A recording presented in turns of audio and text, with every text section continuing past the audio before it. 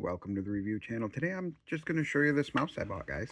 So I have purchased a previous version of this mouse, and I looked when I went online. I got it in 2018, so 7.5 years ago. It still works. This is pretty much the same as my other one. It has the 12 buttons on the side that I like. I program these to either my video games or whatever program I'm using. I can program them to do whatever tasks.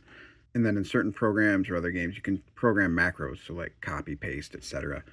You also have the button up here, the two under the mouse wheel, which I usually set to mouse sensitivity because then I can turn that up and down when I switch programs. Some programs I like it more sensitive than others. It lights up in different colors. I can show you that once I get it plugged in. And new to this model that mine didn't have, it has this flared out base, which I was looking, will keep my thumb from rubbing against the mouse pad and my pinky as well.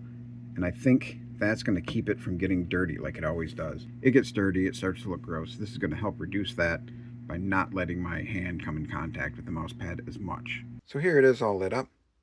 You can change some of these color settings in the software. I like it just like that, switching colors. This is the old one here that I was telling you about. Two things I noticed right away while hooking this up. One, it does still have the weights, so you can adjust the weight on the bottom. Also, this cord is much softer and more flexible than any of the other cords I've had. Even this old one is stiff. This is nice and soft. It's not going to hang up on stuff like the other one did. I really like this mouse. I'm glad I bought the new one.